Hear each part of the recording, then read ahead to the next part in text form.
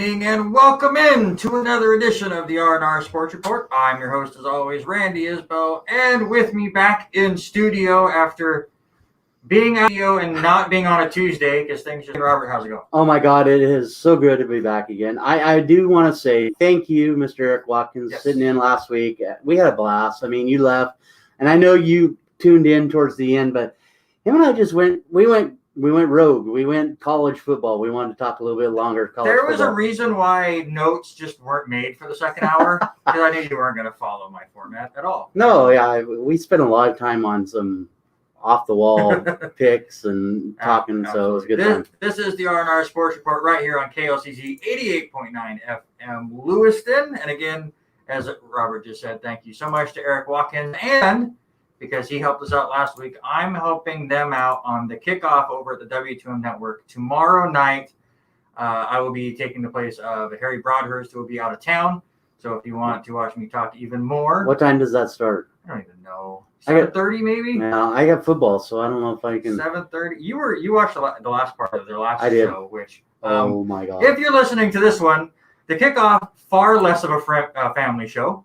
I think I wasn't even next to Robert Hagan. I knew he was turning red watching that show. Oh my God, it was just like there was adult content. I mean, we'll just leave it at that. Adult content. They say family show on their show as a joke because they know it's not. But on today's show, we've got week 2 reactions in the NFL. Mm-hmm. We had lots of local football. We had 3 LCSC volleyball games to talk to.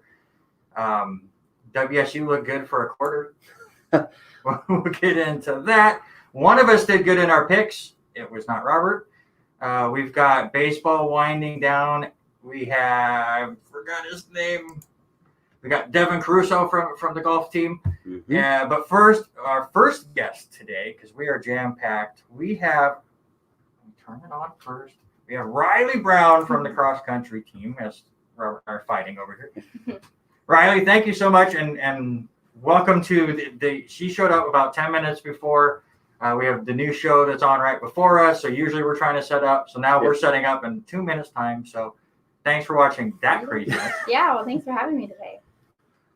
Well, it's great to have you in here. How exciting is it to be back on campus and enjoying school here on campus? Oh, it's so nice just to know that we're projected to have a somewhat normal season, and after having all 3 seasons basically of indoor track, outdoor track, and cross country pushed into the spring. So I think a lot of people don't really realize that us cross country runners do track as well. And so, for athletes, it was all tough for us all to kind of battle those circumstances. But to have cross country specifically push to a season where we already have a sport, it was definitely overwhelming to say the least. But yeah, I'm so excited for just to have a schedule this fall and know that, we have meets on it and we should be there and everything should go as planned. Cross our fingers. Riley and I had a class together last season, and I couldn't even keep up with what they were doing. Yeah. Because they would have an indoor track meet, and then they had the cross-country finals, and then they were doing their outdoor track. I go, what happened to the indoor track? He's like, they just wanted us to do one of those. I think I confused that whole class. I mean, that our professor was so nice, always asking me, hey, how'd you do? How was the cross-country meet? And I was like, oh, actually, we had track this weekend. Right. He's like, oh, okay. So, yeah, it was hard to keep up with. So it's a little bit closer to normalcy this year. I'm assuming, like you were saying, trying to wrap all 3 sports together. I mean, that's just... How were you able to study, first of all? I mean, for me, that would be, I always preach to my football players at school, you're student first, then athlete second. How did that affect, having all those sports together? How did that affect your study time? It wasn't as bad as I thought it'd be because our coach is really good, and I really appreciate how he did this. He took it one step at a time kind of thing. So we were never really overlapping the 2 sports. So he was cross country and then track. And that helped because I just tried to get in the mindset of like fall being in the spring. And so just focus on one sport. Don't look too much ahead. So, and I think that helped with school too. I didn't want to look too much ahead. So I was just like, focus on a strong cross season. It ended up not counting against us for eligibility. So we'll get that full season back. But I think it just really took a lot of focus to be like, okay, we have one sport and we've got school, and then take it to the next step. And so just trying to prioritize everything and just make sure that you're using your time wisely. I mean, it definitely was a lot crammed into one semester, but just took a lot of time prioritizing. I think as athletes, college athletes especially, we're kind of already trained to do that. So just had to make sure you're staying on top of it a little bit more so than usual. What are the differences in training for a cross-country meet rather than a track meet?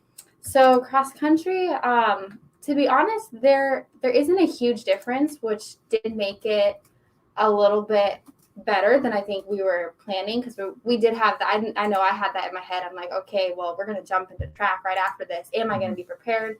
Especially because I'm one of our mid-distance runners. So I feel like a majority run distance for track as well. But I do a little bit more mid-distance. So I have a little bit more speed, like the 800.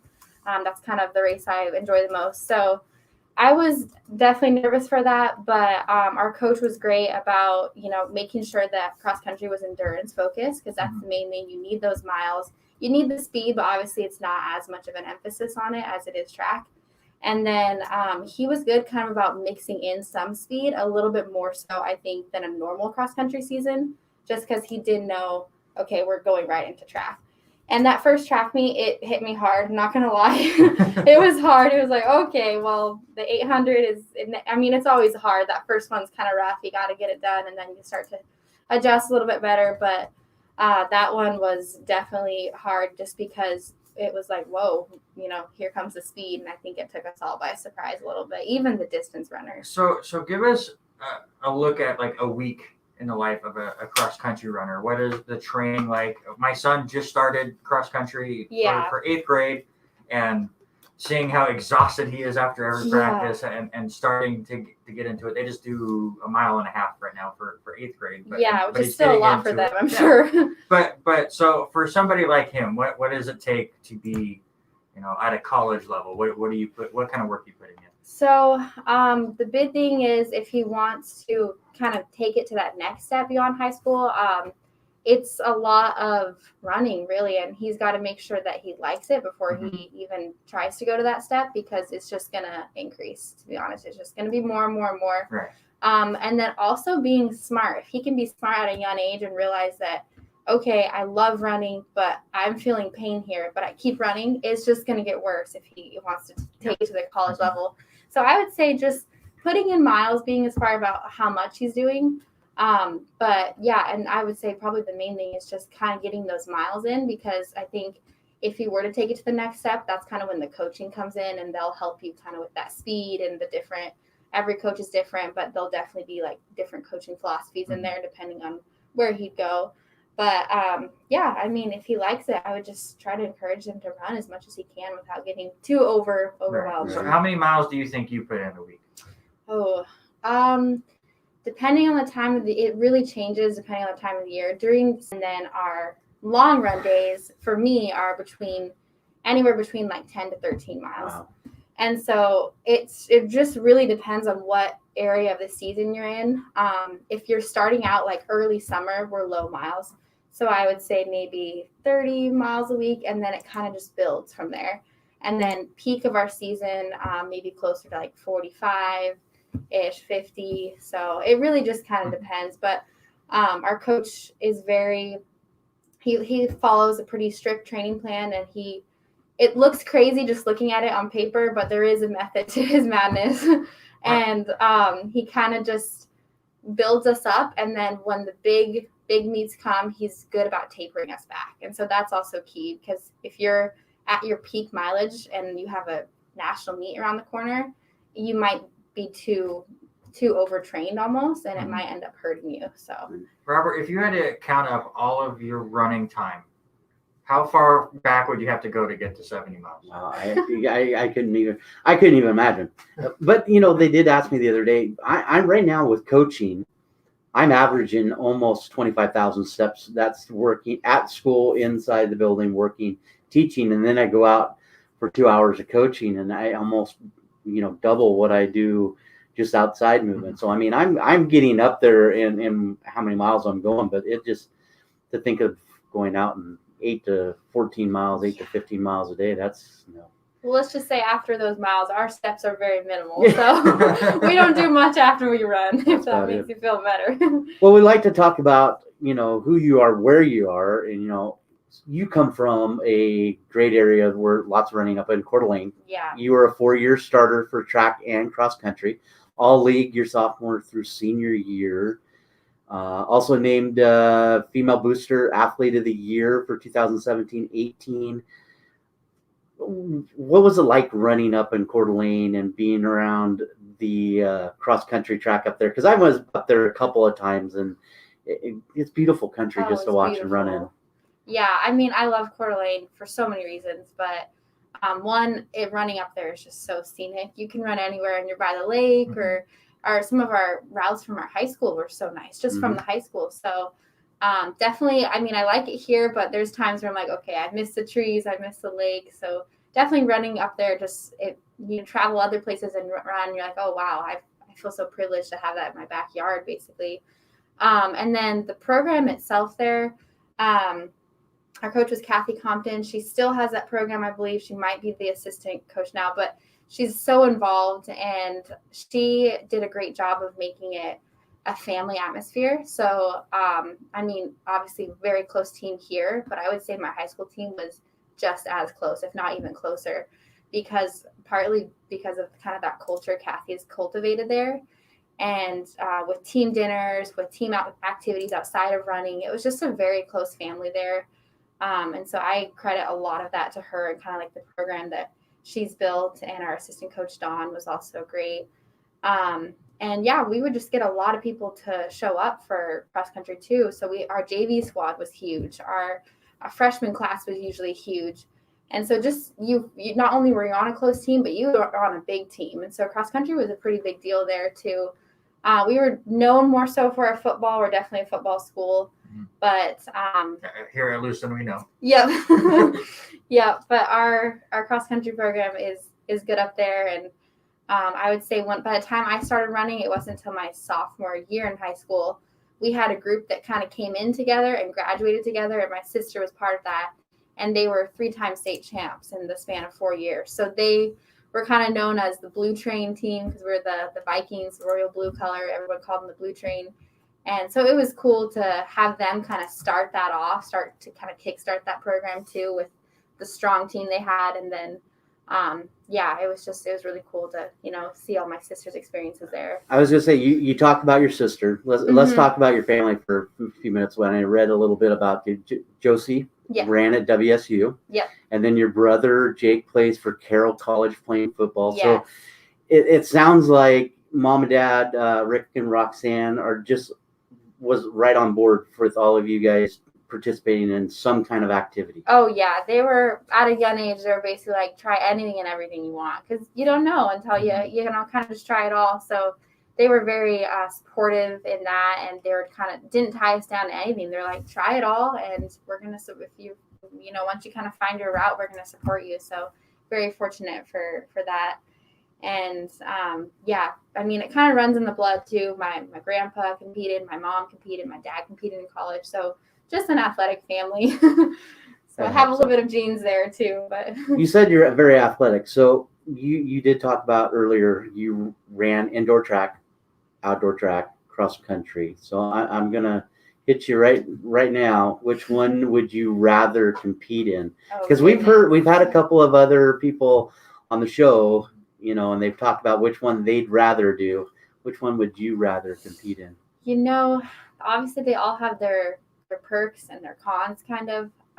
But I would say I lean probably most towards outdoor track, because it's weird, because I also feel like outdoor track is I feel the most pressure, and it's the most individualized too, because cross country, it's you against the clock. You kind of have that feeling. But that you're in track, you still all can score points, but I just feel with cross country, when you're running and you're kind of running by your teammates, and that they're out there on the course with you at the same time, it kind of feels more like a team thing. Mm-hmm. So I think it's almost ironic, because I like the team feel of cross country, but I like in track, I like just kind of the shorter distance, and kind of just going all out while you can and then having it be done and just having that time like feels so good once you finally hit that time. Yeah. And I've always been a fan of the 800 too. So for me, it's just like about, improving that 800 times. So I'd probably say outdoor track, even though I still feel like I have a lot of improvement in the 800, but. So you're majoring in communications with an emphasis in sports media. What's the game plan with that? I'm really not sure because, obviously the communication side is so broad. Mm-hmm. But, yeah, I'd like to go the sports media route, staying involved in a college preferably. I love college athletics. I'm currently interning with Alicia, our sports information director here. I love her. I've learned so much under her, and it's really kind of given me an opportunity to do kind of some stuff that she does. She's kind of giving me the reins to do some stuff there. I've wrote some of the cross-country meet recap articles, the track meet stuff. I'm at like the volleyball, a lot of the volleyball and the basketball stuff, doing stat running and things like that. So far I've liked it, and I'm looking towards that route. But yeah, it'll be interesting once I graduate to see where my first step in the door will be. Well, this is the R&R Sports Report, so if one of us ever has to step out, we can get Riley in, right? Yes, okay, I love that. Which has happened. I can't guarantee it'll be ran as smoothly as you guys, but. Hey, we had Eric Watkins on. You haven't met the guy? Yeah. We run smoother than that. Okay. No, it's not true. Eric's a good guy. So I know we've kept you a little extra, so we're gonna jump right into some quick fire questions and just kind of get to know you more on a personal level. So first off, first favorite movie. It doesn't have to be sports, but if you want to throw a sport one in there. It's kind of ironic. It is sport related. It's The Sandlot. Sweet. I love that one. I love it. It's just a classic. It never gets old. So good. Yeah, you're killing me, sports. The best line there ever is. All right, favorite food. Oh goodness.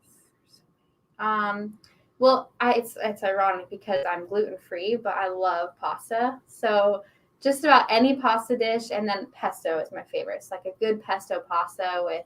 I like fish, like salmon or tilapia. Right. I love that. Do you carb up before you races? Yes. Yeah. So, and now unfortunately, it took me so long to realize that I'm kind of intolerant to gluten. So now it's just making sure I have gluten-free pasta. But yeah, before our races, we all usually team dinner and we'll all carb load. So. All right. Biggest pet peeve. Let's see. People that chew with their mouth open. That's definitely one.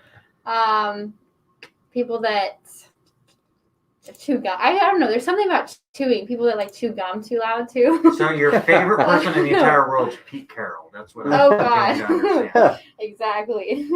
Every time Seattle is on the screen, Haley comments about Pete Carroll. It's like, does he just do that because he knows people hates it? I wonder if Wrigley's got to deal with him. If he's got to have some double bubble. He chews double bubble. This is crazy. All right, and we asked this of all of them. And I think we've even asked Randy, you guys have had a class together. What's your favorite class and favorite professor? Ooh, here at LC? Favorite professor here, I've had him for, Randy knows, I've had him for a couple of classes, Kyle Ferguson, and he's also my advisor. So I'm very fortunate. I didn't choose him or anything. I was just assigned him as my advisor, and I was just very thankful for that. He's an awesome guy. And his classes are very discussion based, but they're just a lot of value in the discussions that he brings up in his classes, and a lot of times they're sports related, so I think that's also why I kind of like those classes. And is that all to the question? Okay. Yep. How about favorite sports team? Favorite sports team? Well, we're huge Zag fans, but both men and women, but definitely the men. Gonzaga men's basketball, and then obviously with my brother being at Carroll, I try to follow him as much as I can, but I've yet to see.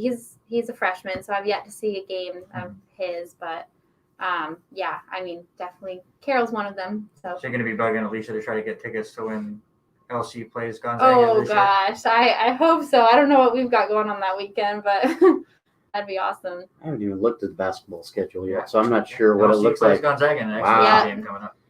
I like that. All right, we're gonna play some word association. Okay. Just give you a name, give me a couple words. Okay. Just a thought about that person. But Callie Johnson.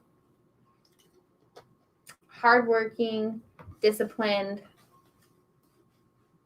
bold. There you go. How about Brooklyn Shell?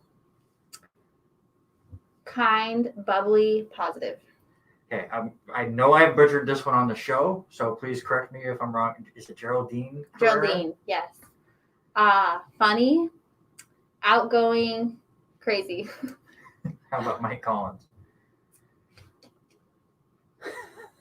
You notice a long pause right there. Intelligent.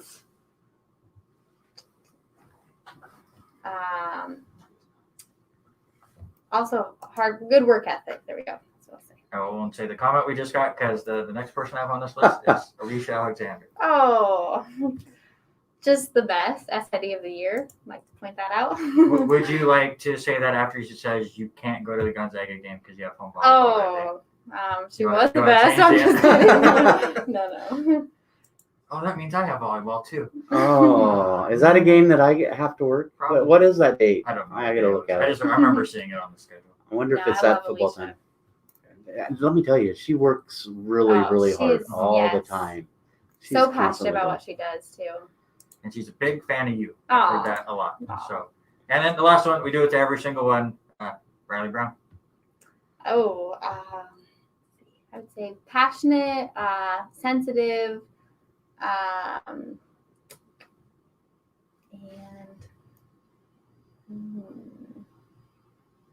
diligent. There you go. That is Riley Brown. Next scheduled meet is the Willamette Invitational, Yes. which is October 2nd, right? Is that the next one? Yep, Willamette Invitational. Yep, in I Salem. can't say words. And then the first one here at LC, the Inland Empire Championships, October 16th. Yep. So definitely Come out go and show your check them support. out. We made that long trek over to that track because Chase had his first home meet last Saturday, and I didn't realize I was tired just getting to the track. Well, it's not that far from your house, though. It felt like I was closer from my house than where I parked. Probably. But yes, definitely go check out Riley and the rest of the cross country team there, or she'll be running around the volleyball games and everything else, helping out Alicia as well, and possibly a guest host here to make sure that we don't have to change our name for a week. Come fill in. We'll put you to work. You guys are good at what you do. So pressure's on. Yeah, we'll add you into the database and into the thing. And Alicia says she's a good dog sitter. Oh. Or excuse me, great dog sitter. I don't want to undersell what Alicia said. So Riley, thank you so much for hanging out with us. We'll let you get going. Okay, perfect. But that is Riley Brown from the cross country and all of the other track and field events and everything. So it's good luck the rest of the year. All right. Again, that is Miss Riley.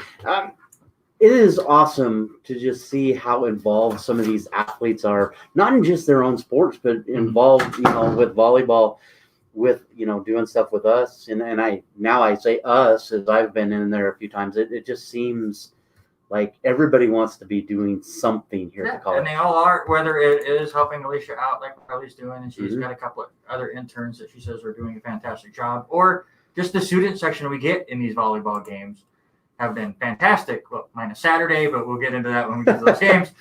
But it was just, they have so much fun. They give the support to the community and to the school and to everyone else that competes. It's just so much fun to check that out. And it's always nice to get new people in here. And, and I've met, obviously, Riley a few times because we had a class together and chatted once or twice in the press box and for baseball games when she was running scoreboard and stuff. But very nice to be able to sit down and chat with her. But let's get into some NFL now, as week 2 was survival of the fittest, I guess is the best way you could put it.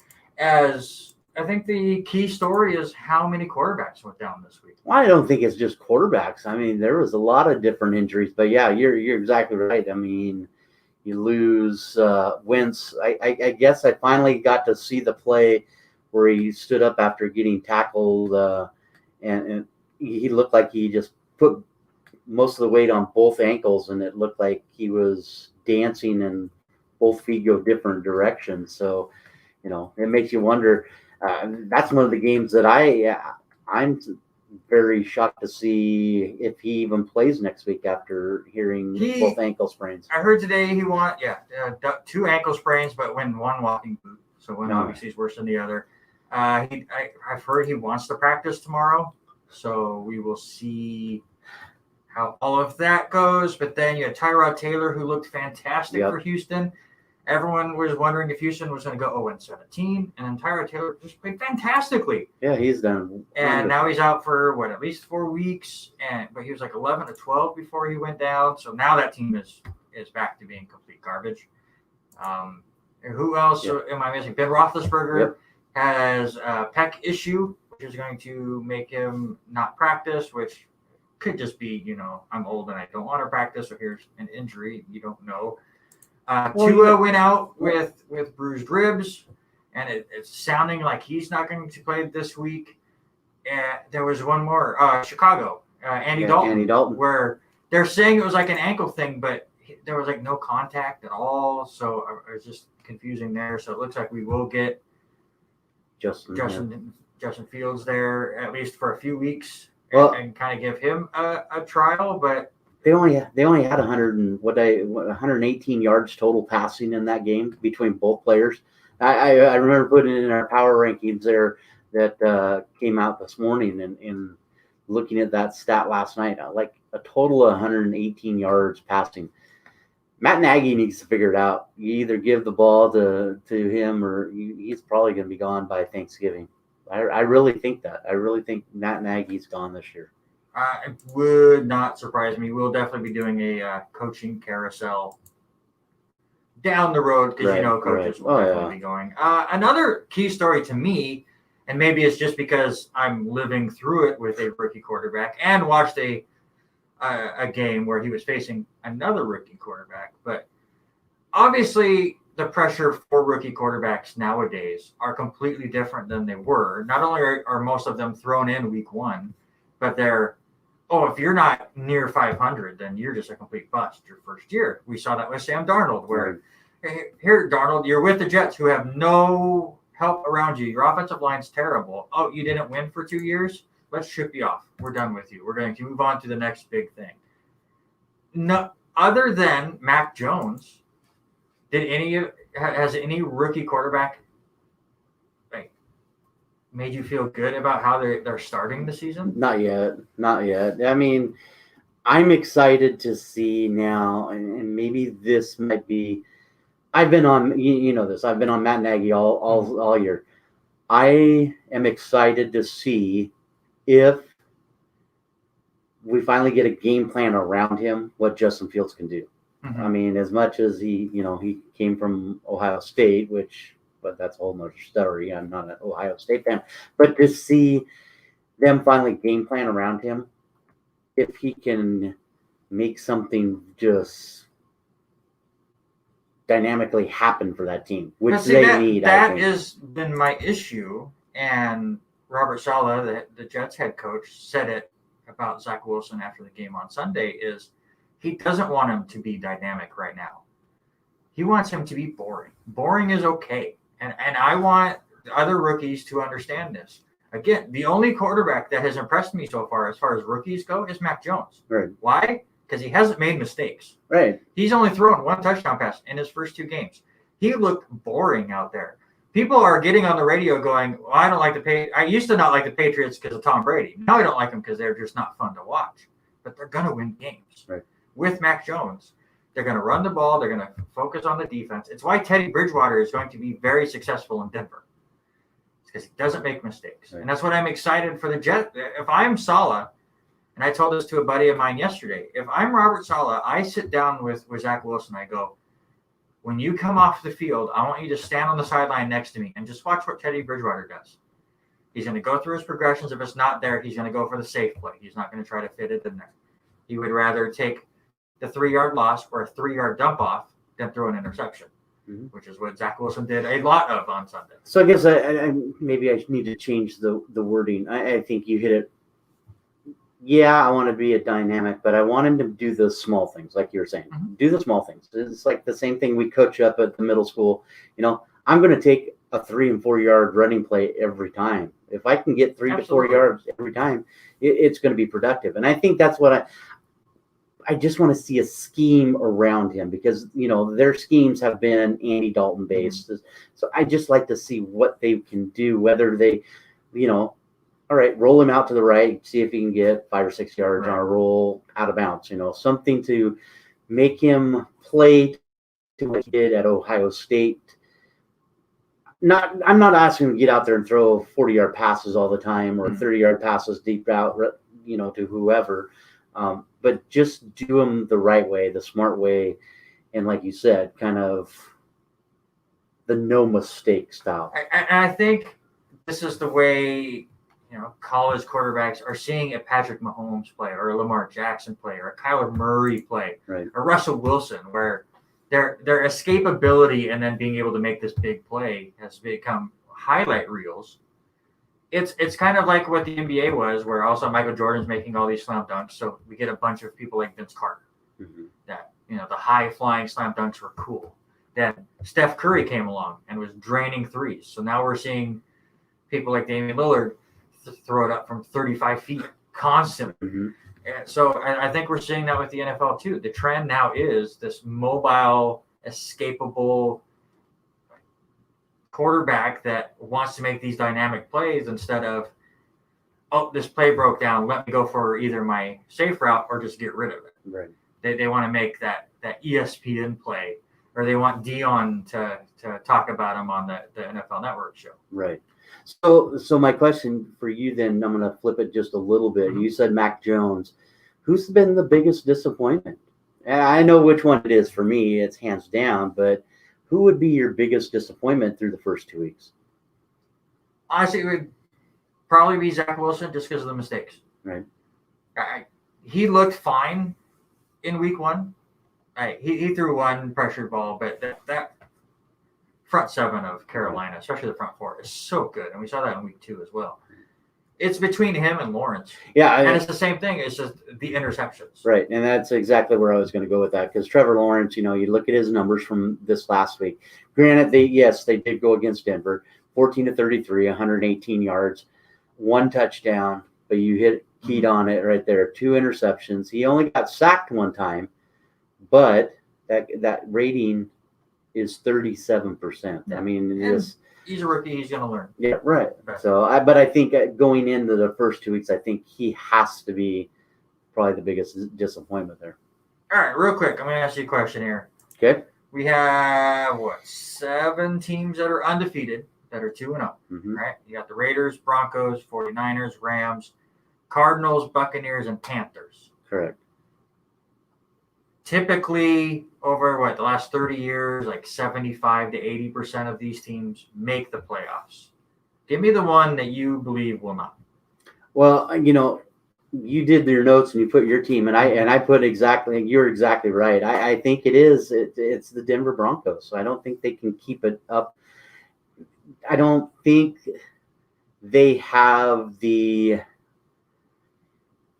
all 3 facets of the game. I think that's where they lack a little bit. The defense is getting a little bit older. Yes, though, Patrick Surtain's there. I like that fit where he's at. I just don't think as much on Teddy Bridgewater than you do. I think maybe the new team he's got to get out of that. I know what he's done. I think maybe that's my thing. I've got to get out of the thought of, I know what he's done. How has he fixed it? I guess I haven't seen enough of him. And that's tough with preseason. They don't play anybody in preseason. So you never see anybody until the first 2 or 3 weeks. So last night, as we were doing notes for power rankings, I had the highlight reel for each game running, what is it, 5.5, the NFL.com does the 5.5 minute highlight. And I was watching each one of those just to see what he looked like. And for me, I think that is the main thing is how is he going to handle it? But then also the 3 areas, you've got to be special teams. And I'm a little worried about what their special teams look like too. Yeah.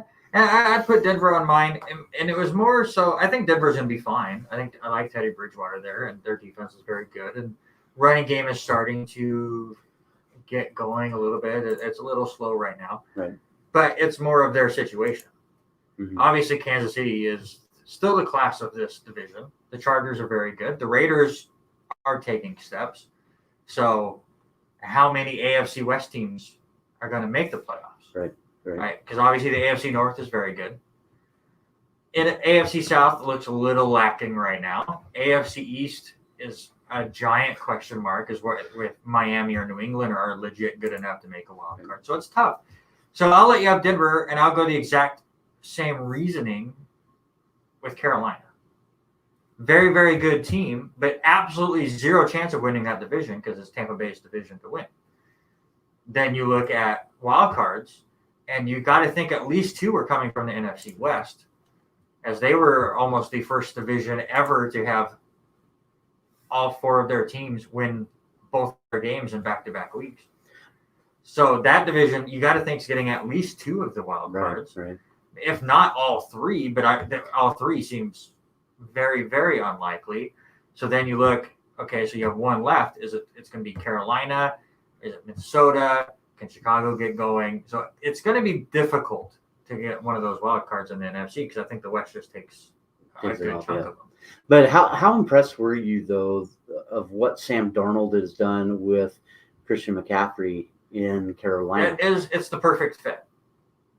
Sam Darnold is fine with checking down, and he has the happiest feet you'll ever see on a quarterback. But then what do you do when you start getting happy feet? Just throw it to McCaffrey. Right. And that's his thing. He threw an interception on Sunday because he was completely swallowed up in the pocket, didn't know where to go, and you just saw his brain go, McCaffrey's around here somewhere. And he just kind of threw it up. Right. And it was taken. So at least with that mindset, if it gets to McCaffrey, it's absolutely fantastic. Let's get to some NFL awards, and let me start with mine. As Matthew Berry would say, it's his little Cooper Kupp. Cooper Kupp, the old Eastern Washington player, 9 catches, 163 yards, and 2 touchdowns. He was absolutely fantastic in week 1 as well. He and Matthew Stafford seem to be best friends at this point. And I understand Cooper Kupp's not the tallest receiver. No. But can somebody figure out where he's at on the field, please? How many times has he been 20 yards wide open? Mm-hmm. I saw 2 sideline plays where he just come underneath the coverage and he was wide open. Nobody anywhere around him. So, little Cooper Kupp, go Eags, 163, 2 touchdowns. Do you think he will have his best season ever if he keeps up? Yeah, absolutely. Because I can't think of a season where he was that great. He could be. I was hearing on the radio today, I think it was the Rich Eisen show, that they were talking about that could be the next dynamic duo. Like how Josh Allen and Stephon Diggs last year exploded as that new duo. Right. I think this year we could have Stafford and Kupp. All right, what about yours? Well, I know where you wanted me to go. No, I didn't want you to go. I told you not to go to Lamar Jackson. I wanted because there's too many good people this week. Yeah, I mean, you could have easily done it. Lamar having the 4th highest rushing total with 107 yards, but I went the other rusher. I gotta go. You got to go Derrick Henry. Derrick Henry, the guy that single-handedly beat came back the Seattle and won a Seahawks. Game, single-handedly gave a team their first home opener loss in like 8 years. Yeah, you have to. I mean, it's just he is why he won the running back last year. I mean, it's power football. And I saw a stat last night as I was doing stuff. In the 4th quarter, he is averaging, and yes, we're only 2 games in. He's averaging 10 yards a carry in the 4th quarter. It's crazy. That's just, I mean, when the rest of the guys are huffing and puffing, hand him the ball.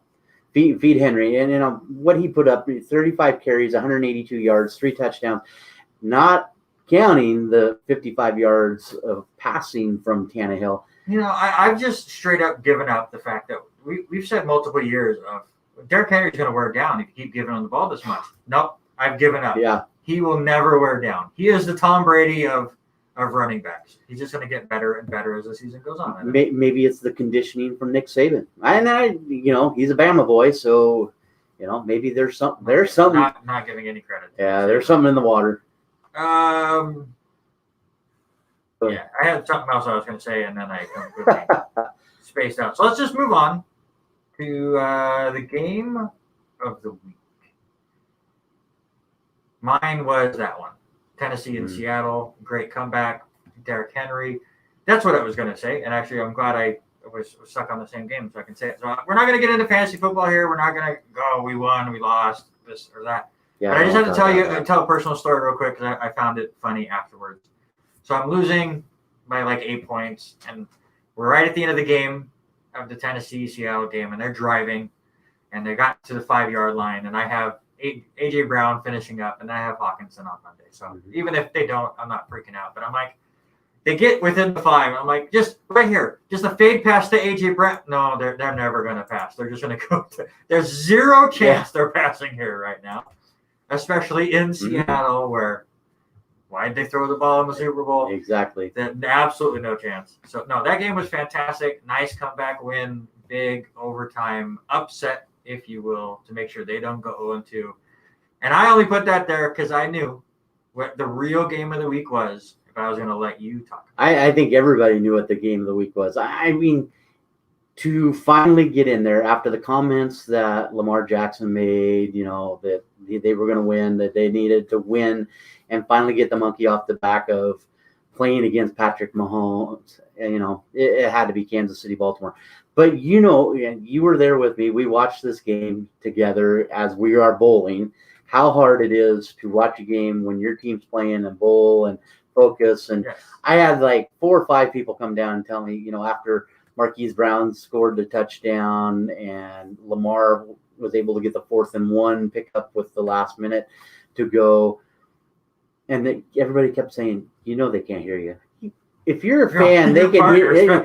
If you're a fan, they hear you. Trust me. I have a whole new respect after going to Baltimore a few years back and watching a game and actually being in an environment where we're all the same. It just was crazy. But it was nice to finally see him get the monkey off the back. Yes, I can play against Patrick Mahomes and win. Do I think those two are 1 and 2? Yeah, I am. I'm probably going to lead Patrick 1, Lamar 2, best 2 quarterbacks right now. Could that easily be said? Yeah, I know. As much as I am on Lamar Jackson, Richie and I have had the same conversation. If they keep letting Lamar feed the ball 107 yards this week, he's going to wear out. Did you not see what the GOAT did on Sunday? Listen, I'm talking the guys and now. I hate to say that as a Jets fan. No, I hated Tom Brady before it was cool to hate Tom Brady. I'm talking the younger group that's coming up. This was the new guys. I do not put Lamar Jackson in my top 2. Wow. I think Josh Allen's a better thrower than him. I think Kyler Murray's more dynamic than him. Well, that's why I think Justin Fields or Jack Wilson could throw more interceptions than him. I got nothing there. All right, week 3. We are way behind schedule. We started late too. We started a little late. Riley was fantastic. Give me your game of the week to watch for game 3 or week 3. Week 3. I can't talk. Well, we got started late. That's the problem. For me, we talked about it here a few minutes ago. It was injuries of the quarterbacks. I want to know, is Carson Wentz coming back? I want to see if the Colts defense ever shows up. So give me whether or not they can stop Derrick Henry and what Derrick Henry can do. So it's Indianapolis at Tennessee. Good divisional matchup. We have so many good games in week 3, but I'm going to go for the one that is actually between our top 2 and our power rankings this week. Right. And that is the Tampa Bay Buccaneers at the Los Angeles Rams. Potential NFC Championship game preview, if you will. And then Thursday night, we got to do our preview here because we don't post our picks until Thursday afternoon, so we just get it out there. Carolina Panthers trying to be the first team to go 3-0, taking on the Houston Texans, and I don't even know who that quarterback is. So give me Sam Darnold, give me McCaffrey. Yeah, I like that. The not knowing what's going to happen there, who's going to play, who's going to be the guy. Yeah, give me Carolina. Carolina, first 3-0 team of the season. I agree. If you would like to hear more of my football takes, check out the Kickoff on W2M Network on Facebook or Twitch tomorrow night. I want to say about 7:30. Could be about 8 o'clock. I'm gonna have to. I'm hoping that I'm done. I have the early game at 4 o'clock, so hopefully I'm gonna have to ride the bus back. So maybe I'll log on early. Let's get through some local sports and talk some high school football as the Lewiston Bengals move to 4-0 on the year as they defeat Eisenhower 63-21. Cruz Hepburn is a beast. Yeah. Absolute beast. He's now over 100 yards for his fourth straight game. Jace McArcher had 5 more touchdowns in the game. The Bengals might be legit good. They still have not played anyone that is like that high caliber Idaho competition. Because, again, I say Idaho competition because compared to Arizona, California, Texas, Florida, like these main football hubs, Idaho competition is nothing compared to that. But even on that Idaho level, like Lewiston hasn't really played anyone there yet. But they might legit be good. I haven't seen any rankings, but I could easily see Lewiston right now in the 5A division being probably the top 1, 2, or 3 in the state. I mean, I have not looked at any of the state records or anything right now, but it easily could be there. But I think this was a great bounce back game for Jace. Jace only had 24 yards passing against Clarkston, but we're talking about Lewis and Clarkston where hand the ball off to Cruz and the rest of the guys, and they just took care of business against Clarkston. So I think it is a bounce back game for Jace. I think he's gonna have another great performance this Friday against Sandpoint. And according to Max Prep's rankings, which those rankings make absolutely zero sense. They make almost as little sense as your beginning power rankings that you started. Listen, don't even get there. But they have Lewiston at 14th. They have Sandpoint, who's 1 and 2 on the year at 17th. So it shows you how kind of silly those rankings are.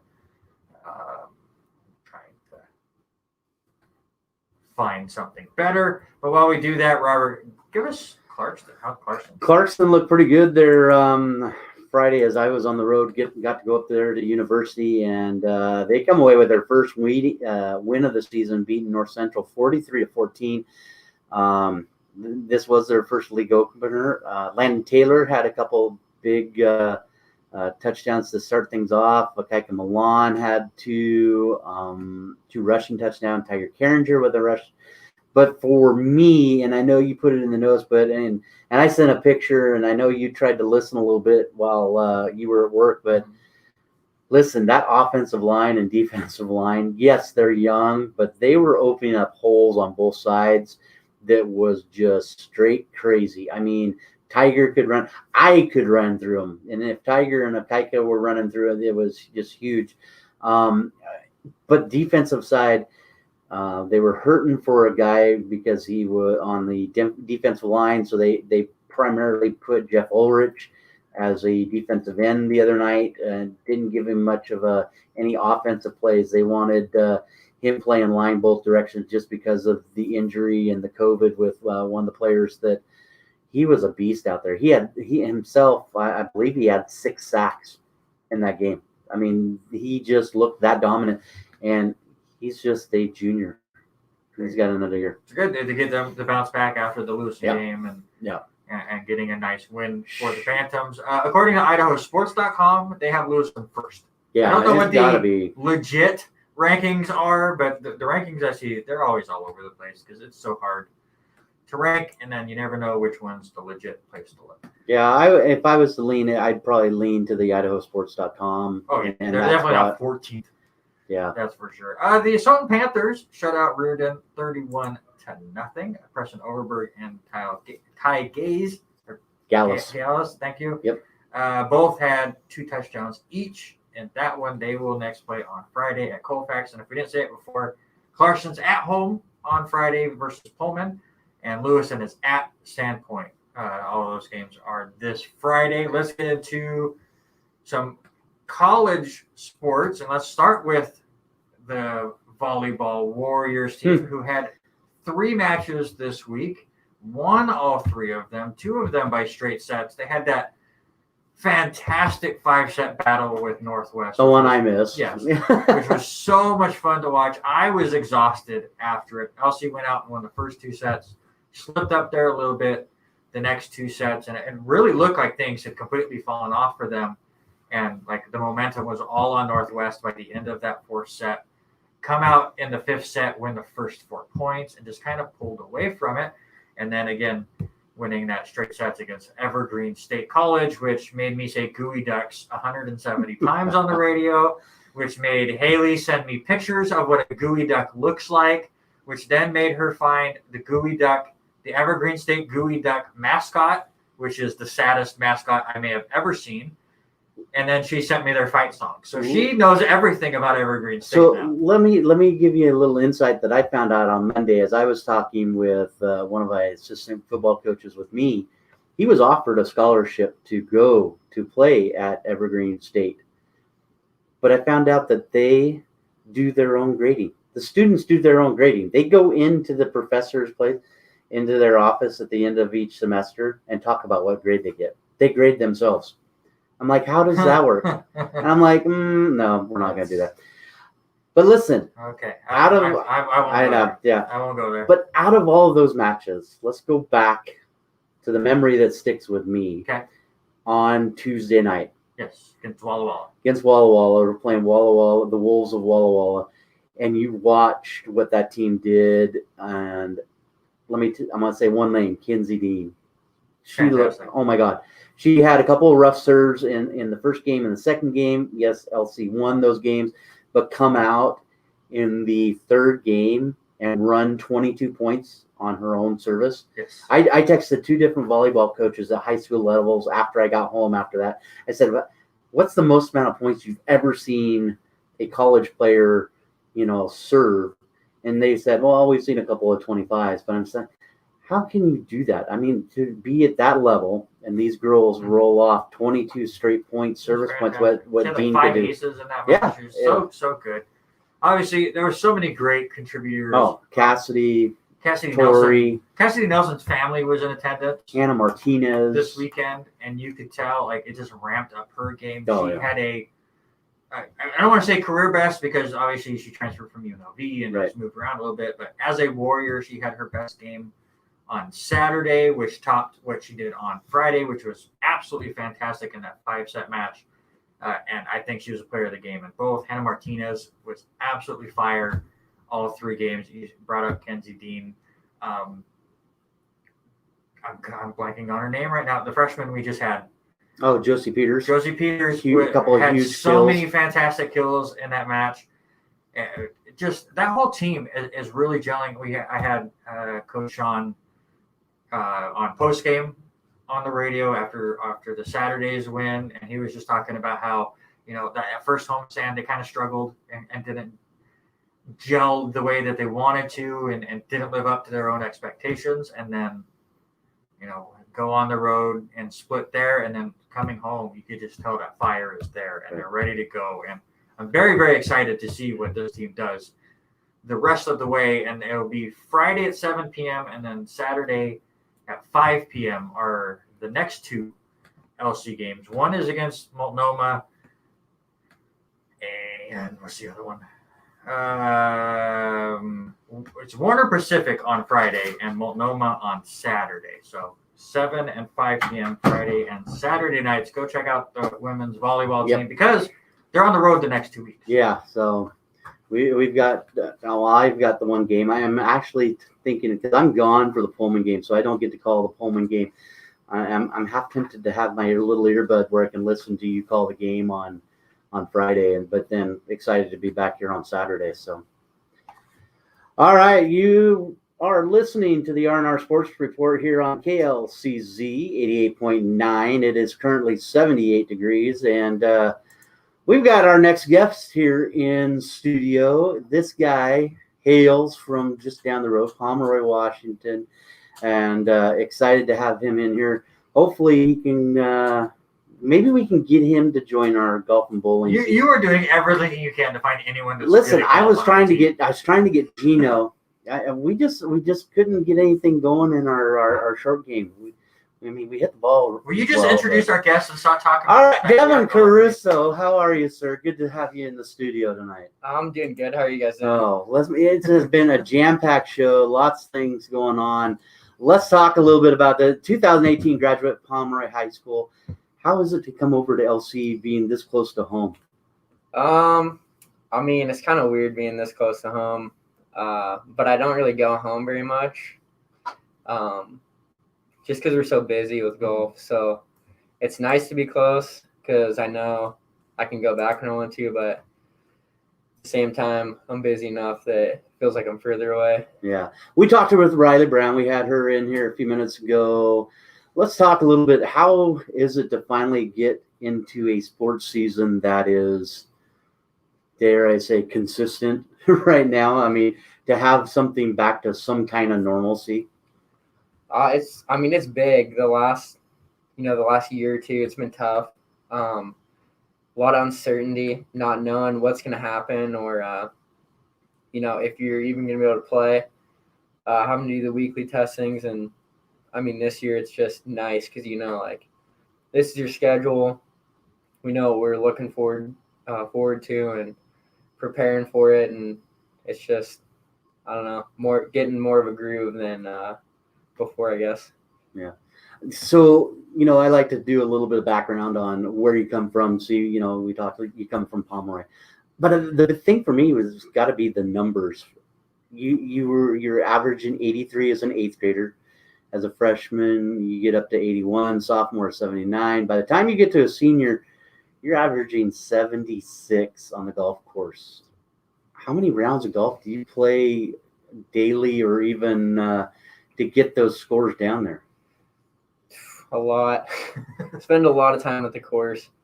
Growing up, we just have a 9-hole course at Pomeroy, so we drive by it quite frequently to our buddy's house. So yeah, you just, I don't know, hop in a cart and see how many holes you can play in a day, and teaches you to be good with your short game. Putting, I've had to work on that a lot since I've got here, but chipping, I mean, it's big coming from a small course like that because, I mean, Carlos, he'll joke around that I'm good at it and he calls me Pomeroy, but I mean, it's like you're getting up and down from a trash can there. Yeah, I was going to say, if you've ever played at Pomeroy, it's a little rough, it's playing out there. So for me to get out there and play on a daily basis, it's tough to fit it in the schedule. How does it work around your class schedule? Because you are a senior, you're getting to the point where you're about ready to graduate. How does that work with your class schedule? I mean, time management's big. I have some online classes, so that makes things more flexible. But I think the biggest thing is just making time with, or making do with the time you get, and just really bearing down for maybe that hour or two, and just kind of getting in a focus, knowing, okay, this is as much as I'm going to get today. Let's get the most out of it. I was going to say, have you ever had to do a practice round and then bring a book along with you so you're getting your class reading in while you're waiting for your partner to hit? I try to get all my homework done before we travel, just so there's less stress and distractions on the trip. I can just kind of zone in, and a lot of my teammates do the same thing. They get their stuff done before, and I think it just makes it easier to kind of get in that mindset of, okay, here we go. We got 36 tomorrow, and I don't think anyone wants to do homework after playing 36 holes. It's a long day mentally. So when you get into your practice mode, Coach Campbell, how does he set up? Is there certain things you work on just during this day? Hey, we're just doing this all day, all practice, or what does practice look like for you? So, I mean, almost every day we're doing a gate drill. So you're setting up a 3 to 4 footer, trying to pick one that's pretty straight. And then you're putting tees down that your putter can barely fit through. And then about a foot to a foot and a half past that, you're putting a gate with tees for your ball to go through. And that drill just kind of sets you up so you're hitting your putts on line. We do that. We make 50. And that's kind of something we do every day. And a lot of us have incorporated that into our warm-up even before tournaments. And everything's a competition at practice too. Like, we'll do pressure games at the end where we set up like a 10-footer, last man standing, and just kind of having that feeling of you're always competing and you always want to win. What's your favorite club in your bag? Favorite club? I mean, I would say maybe one of my wedges, like my 60 or 56. This guy, again, it kind of makes sense with the Pomeroy course. Yeah. And that's what you have to use a lot out there. Yep.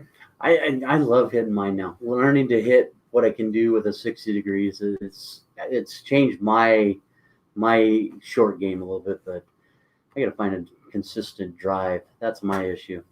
We won't talk. Just be like me and put all your woods away because you can't hit them anyway. So yeah, you coming from a side and you tee off the offside. That's just crazy all the time. So, hey, so you played all 5 of the tournaments last year. Top 10 when you took 9th in the Warrior Invitational. Which course are you looking forward to playing coming up here? What tournament are you looking forward to? I'm definitely looking forward to the home tournament this Monday, Tuesday. I think our team has a lot to prove, especially coming in being ranked 5th. I know that put a fire under a lot of the guys on the team, and we know we're better than that. We're not the 5th ranked team in the conference, and we're out to prove that every tournament. We want to show everyone that they're wrong, and we got a lot of talent on the team. We got a D1 transfer. We got a freshman that can shoot deep 60s if he gets the putter rolling.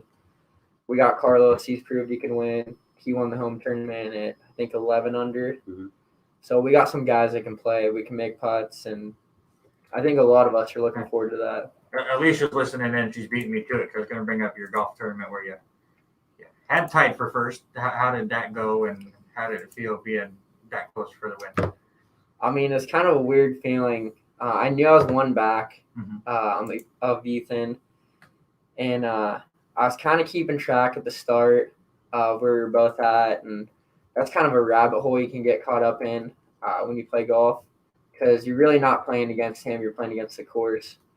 So I kind of let that go probably 5 holes in, and I honestly couldn't have even told you what he was at the end.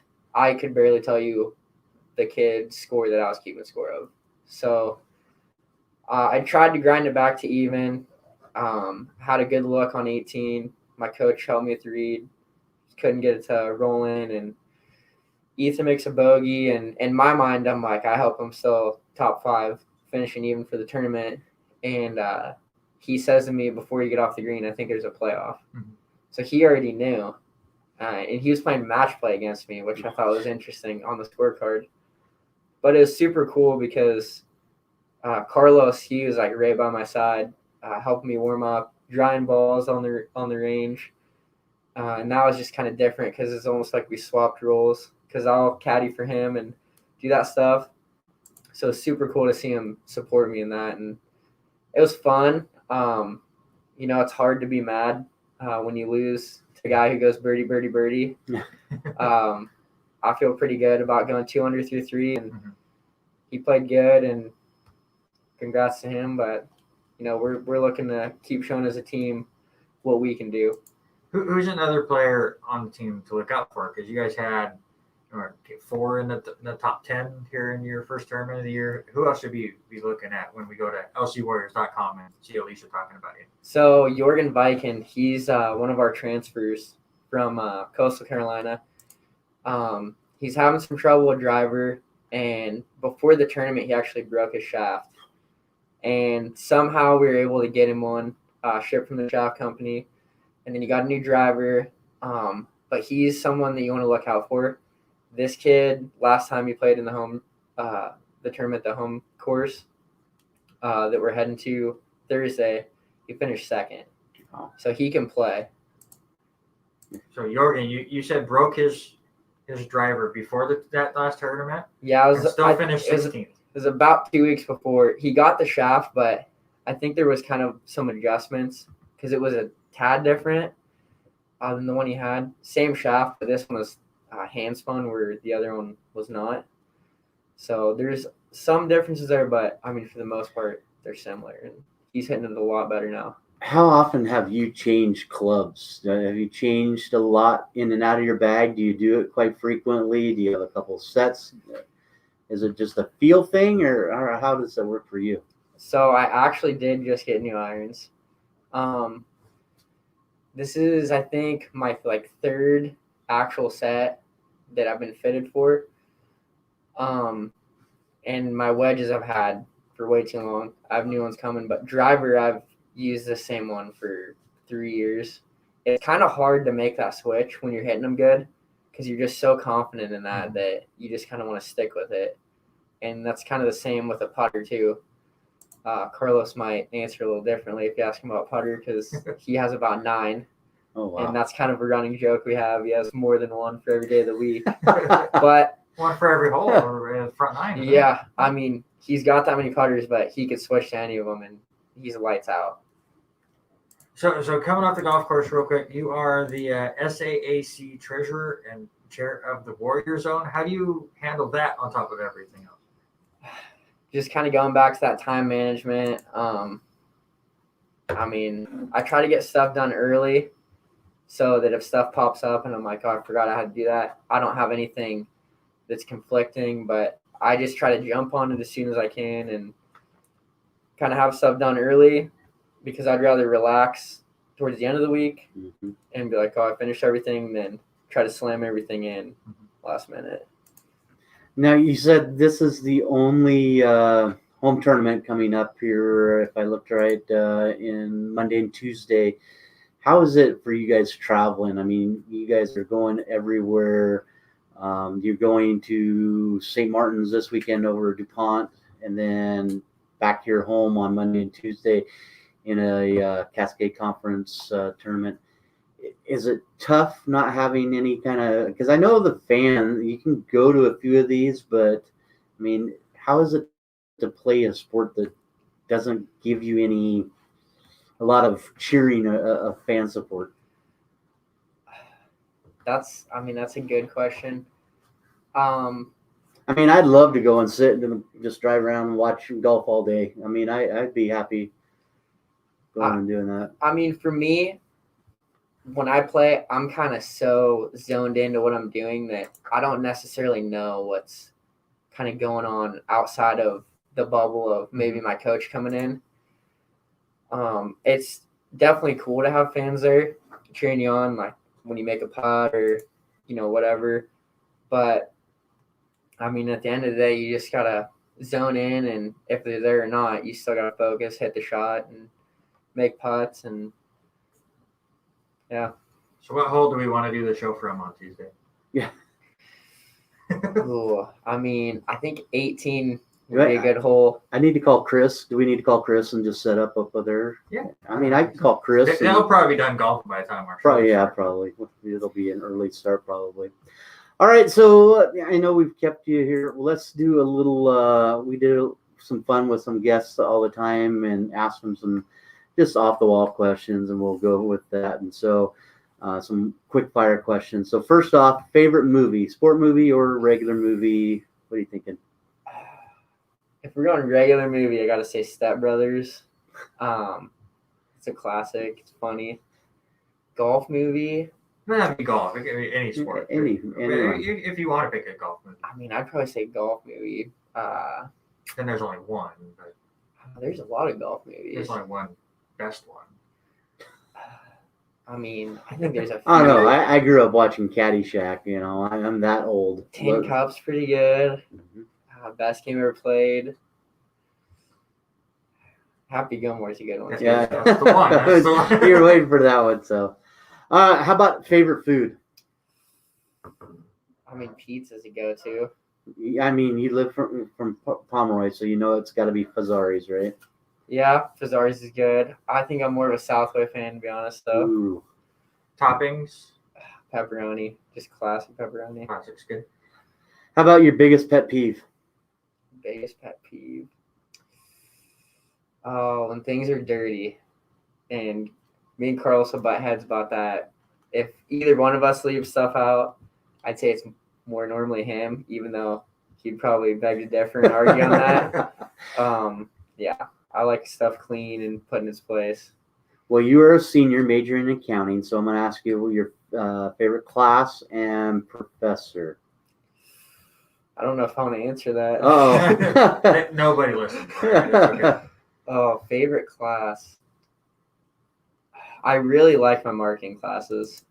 It's hard to pick a favorite professor because there's a lot of good professors in the business division. I think I'm just going to leave it at that. Yeah. And well, I've got one more.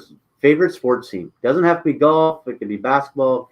Favorite athlete. So whatever way you want to go that direction.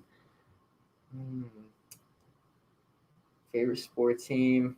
I like watching the Steelers play. Both my parents are from Pittsburgh area. Favorite athlete. Tiger Woods. Okay, he made up a little bit, but I'll just take my drink. We'll just end it on this. Lamar Jackson overrated or not? Most definitely. There we go. He's my favorite guest. All right, so we do some word association. Looking at your roster, I'm not going to attempt some of these last names. So I'll just give you first names. You'll know who I'm talking about. You can say their full name. I'm terrible at saying names. Just give me your first thing that comes to mind when we bring them up. How about Carlos? Carlos. I mean, I just think of putting when I think of Carlos. Every time we play some type of game at practice, he'll read it, and there's little things that I see him do, and when he does them, I know he's going to make it before he even hits it, and it's kind of annoying sometimes. You brought him up earlier. How about Jorgen? Jorgen, he can hit the ball. I know he wasn't hitting driver good, but he can absolutely swing at the golf ball. How about Elias? Elias, he's another good hitter. I'd say driver is one of his stronger points. How about Coach Braden Campbell? Brady Campbell. I'd say he likes to win. And you can see it when we have workouts in the morning. If people aren't giving it their all, he'll get on them, and he'll have me get on them. And, I mean, it's one of those things where it's like, if I don't do it, we're going to have to do more. And I just tell him that, like, hey, we got to pick it up because I know you don't want to do more sprints, and I don't want to do more sprints. All right, last one. We do it to every single guest we have on here. Word association for yourself. I'd say grind. I'll get in rounds of golf, and whether it's something in the middle of the round where I get a couple bogeys or start out rough, and that's something Brady kind of pointed out about me. He came up to me on one of the holes mid-round, and one of our guys wasn't playing great, and he just told me, hey, I'm going to need you to grind your irons out. And I knew the front nine was open, and I told him, I can do that. I'll bring it back to even. And I ended up bringing it back to 1 under. And then had a couple short putts that probably should have made inside 4 feet for birdie. It didn't fall, but I was happy with how I fought back and scraped my way. And then before we let you go, Alicia wants us to ask you about your sister.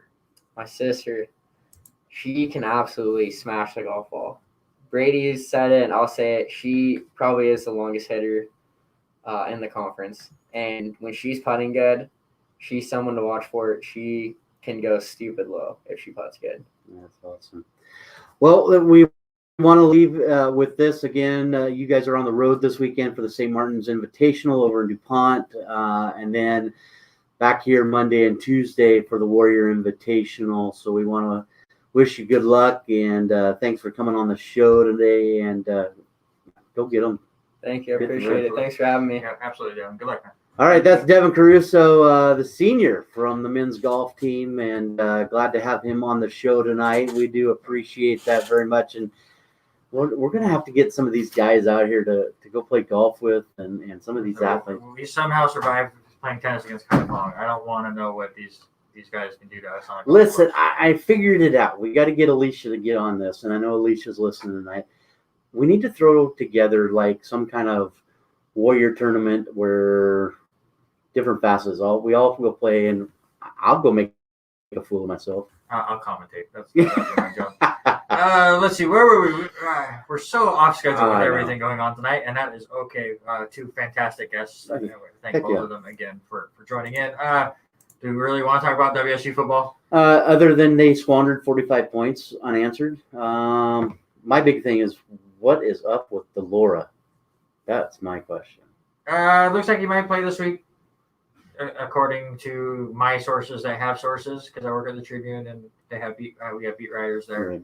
They believe he will play. There's no official word. We will see.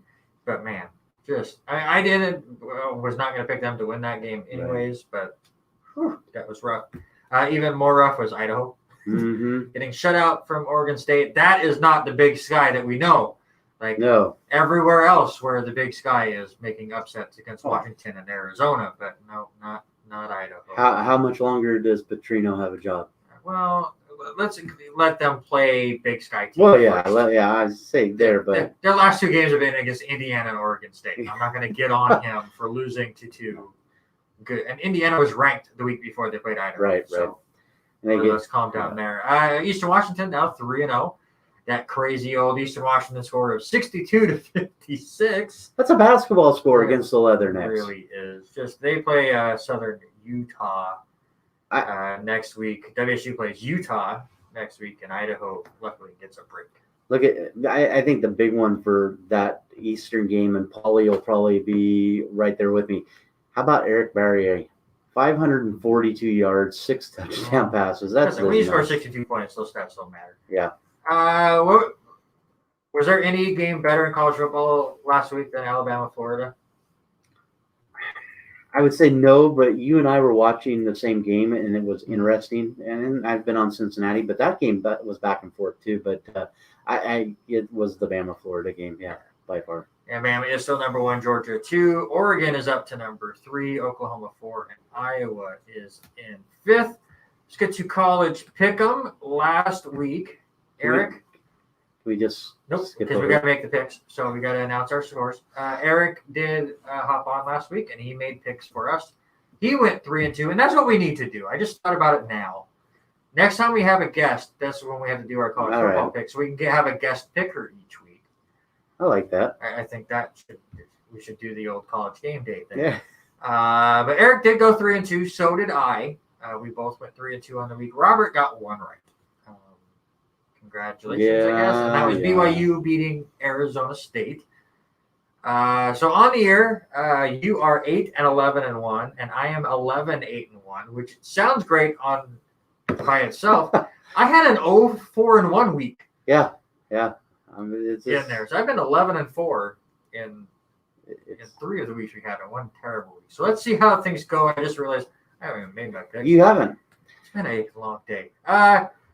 I got to make the picks this week. Yep. Did you double check to make sure lines have moved? I had not seen them move That's from. I did this last night, so they should. If they moved, it won't be much. It won't be happening. So I like to pick a game on Thursday and a game on Friday just to give us something to watch. So Thursday at 4:30 p.m. Pacific time, it's Marshall at Appalachian State. Appalachian State giving the 7.5. Give me Marshall only for the fact of I've heard so much of Marshall doing the kickoff last year. Right. I've just kind of gotten intertwined with them. So give me Marshall. I'm going to take Appalachian State. I just think they're favored, and as much I need to make up some ground. I'm going to go the opposite way. All right. Friday at 4 p.m. Pacific, Wake Forest is at Virginia. Virginia a 4-point favorite. It's one of those close ones as far as when you just look at what the odds are doing with the lines only moving so much, what it kind of says, but I'm going to take Virginia. Yeah, I'm going to take Virginia also. Even though Wake Forest is playing quite well, they've been almost that, I wouldn't want to say sleeper team, but they're still sitting there getting some votes. So they're in the 25, 30-ish. So I still think they can move, but I think Virginia's way too much. Now let's move on to the Saturday games at 9 a.m. Pacific time. You get number 12 Notre Dame at number 18 Wisconsin in Soldier Field. Wisconsin is a 5.5-point favorite. Give me the Badgers. I'm going to go the other direction. I'm going to take Notre Dame. What they can do. I am excited to see Notre Dame football. I mean, I like watching Notre Dame play. At 12:30 p.m. Pacific time, we get number 7 Texas A&M giving 5.5 points to number 16 Arkansas in the AT&T Stadium. I'm taking Texas A&M. Yeah. Hogs. Give me Arkansas. Give me the Razorbacks. And then at 3 p.m. Pacific time, number 24 UCLA, a 5.5 point favorite at Stanford. I almost went Stanford because Pac-12 just loves to blow up any team that gets ranked. But give me the Bruins. Yeah, it's all Bruins on this one. It's going to be, I think it might be a little bit worse than 5.5. Yes, a little bit. Yeah. We'll do. I'm behind. What do you think of the Pac-12 being complete garbage? While I load up the last week. Garbage has got to be an understatement for what the Cougars have done, and they looked really good in one game, and this all of a sudden forgot how to play, even show up in the second half of that game. The Huskies really struggling. I mean, the only bright spot seems to be Oregon right now, and I don't know if they can stay in the top 5. I really don't. Well, I mean, they shouldn't have too much competition because the rest of the Pac-12 is so bad. But again, the Pac-12 loves to beat each other up and make sure that nobody, if we can't all make the playoffs, then none of us are making the playoffs. That's how it works. And I can't get anything to load today. So there we go. So looking at the scoreboard from last week in the Pac-12, of course, Oregon winning 48-7 against Stony Brook. UCLA got upset by Fresno State. Again, here I am telling you, when teams get ranked, they blow up in the Pac-12. UCLA lost to Fresno State. BYU, who is ranked 23rd, they do beat Arizona State. So Arizona State, who's ranked number 19, is no longer ranked. Colorado lost to Minnesota. Oregon State survived a Big Sky school, but that's just because it's Idaho and they're terrible. USC got a win because they beat another Pac-12 school. Yep. California barely beat Sacramento State 42-30. Washington finally got their first win of the year, 52-3. Utah lost in triple overtime to San Diego State. Stanford did beat Vanderbilt 41-23. But how about Northern Arizona? Big Sky represent beating Arizona 21-19. My only question in here, I was going to do more, but I just have time to set it up. Is the Pac-12 the worst of the Power 5 conferences? Yes. Yeah, 100%. It's going to come down to who's even going to survive just to get there. I mean, you look right now, UCLA right at 24, barely in there. Oregon, I think Oregon's going to have a rough time of it, even though you look at all those other teams that are ahead of them in that are 3-0. There's a strong chance that Oklahoma runs it. There's a strong chance that Penn State, Iowa run the tables. And I think with as bad as the Pac-12 looks, that's going to hurt Oregon's chances of staying in that top 5, top 4 for the playoffs. All right, let's look at your baseball scoreboard right now. Finals already today. Detroit beat the White Sox 5-3. The White Sox magic number is 2 right now to win the AL Central at this stage, too, because they lost and Cleveland beat Kansas City 4-1. Pittsburgh beat Cincinnati 6-2 as Cincinnati is starting to fade from playoff contention. Washington beat Miami 7-1 in the game that no one cared about. Yankees trying to hang in there. They beat Texas Rangers 7-1. I really don't even want them to anymore. It's going to just be sad. And there you go. It is now final. Toronto survives a bases loaded rally by Tampa Bay. The Blue Jays beat the Rays 4-2. Let's see. Boston is beating the Mets right now 6-3 in the bottom of the 8th. In extra innings right now, it's all knotted up at 1 between the Orioles and Phillies. The Cardinals, who I believe it's now 9 wins in a row for St. Louis, are beating Milwaukee 2-0 in the bottom of the 8th, but the Brewers have 2 on with 1 out. Twins over the Cubs 7-3. Dodgers and Rockies tied at 4 in the bottom of the 6th. Astros over the Angels 3-1 in the bottom of the 3rd. Mariners and A's in the series of the week, tied up at 1 in the bottom of the 3rd. Atlanta 4, Arizona 0, top of the third, and the Giants 1, Padres 0. That one just getting started. So I already brought up your early series of the week with the Mariners and A's. How about your second one? My second one's got to be Atlanta, San Diego.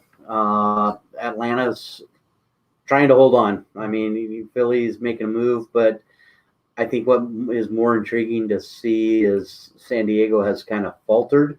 Just a little. And now the dynamics in the dugout between Tatis and Machado, Atlanta's playing for first place. They're really playing. Who would have ever thought Machado was the veteran in the clubhouse? The way he acted, and he will rightly admit to just being an immature player, right? Growing up, throwing a baseball bat at the third baseman, and just out and out, just crazy. And now all of a sudden he is that veteran leadership for San Diego. And I liked what he did.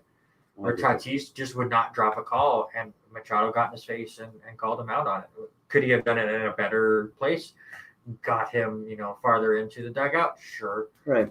But it's like, listen, what I loved with what he said was, listen, you're the best player in baseball. Mm-hmm. Act like it. Right. It's not about you. You got to, let's go. Like, stop whining. Play baseball. Yeah. I mean, he used other colorful words I can't say on the radio, but. Yeah, but you hit it on the head, though. He has turned that page almost that he is that veteran guy now, and he's going to have to be the voice of reason in there, and it's going to be interesting to see what things happen. And speaking of Manny Machado, it is now 1-1 between the Giants and the Padres as Machado, they stole the home run in the bottom of the first. My two series, Toronto and Tampa Bay, it's very, very big. I don't think anyone's going to catch Tampa Bay, obviously, for the AL East crown, but they are trying to fight for home field advantage. Toronto, obviously, trying to survive in the playoffs. And then Friday and Sunday, you just got to stick with the AL East, Yankees, Red Sox, their last meeting of the year. Can the Yankees make one last run to try to get in? Do I even want them to? Those are the two biggest questions going into that. I'm going to push our MVP talk to next week. I'm good with that. As we get closer to the end of the season anyways, but I think it's going to be a very interesting debate, especially in the American League. So let's go ahead and look at those playoff standings right now in Major League Baseball. And I got just a question for you, Robert. Okay. Have you finally given up on the Mariners' chances? No, I mean, we're only 3 games back. Granted, you still got Toronto and the Yankees are the teams that are 3 games up. There's a lot of swing happening. Yankees are half game out still. Okay, so that has not updated on here yet. That shows that they are still Boston and Toronto right now. Yeah. So, what I'm looking at, it still shows that it's tied, but I think there's still there's a slim chance. I mean, it's not quite over. I mean, they got to keep going against Oakland. I don't think they can make up the 8 games against Houston. If you look at Houston's schedule is a lot easier. Just about done, right? What's the magic number? And the magic number for them was 5, I think is what it was. 6 for the A's and 5 for the Mariners. Yeah. So, I mean, there's still a little bit of chance there, but it's slowly getting I think down. every division in the American League is done. I think Tampa Bay, their magic number is down to 5. The White Sox is down to 2. Astros are down to 6. Obviously, the Brewers, even though St. Louis has won 9 in a row, that magic number is still 3. They're going to win the division. I think Atlanta now is starting to run away with it a little bit. They're up 3 games on Philadelphia. The Mets have kind of fallen out. To me, the only division that might still be in question, of course, is the one that we've been questioning all year. Giants and Dodgers. And they're done playing each other, and the Dodgers have passed them at some point, and then the Giants go on a bit of a run, and then you look like it's over. So I think that's going to come down to the last weekend. Well, listen, I don't know if that's 100%. I mean, I like that, but the NL East, I mean, there's still 11 games at Atlanta. I mean, the Phillies only back 3 games. Atlanta's got a chance, and we know how powerful San Diego is. That's why I picked that game. I mean, that series, I think there's still a possibility, especially with Philadelphia playing Baltimore right now. And losing. I mean, yeah. Now losing in the top of the town. So, I mean, it's still capable. and we already know it's going to be the two best teams in the NL. I think it's going to come down to San Diego and LA. I think San Francisco and LA. I think it comes down to those two teams in the finals. This depends on who gets paired up with who. Yeah, again, the wild cards look like they're going to get interesting, and then St. Louis just went nuts. Mm-hmm. Like there was a chance that we were going to have a 4, maybe 5 team tie in the National League.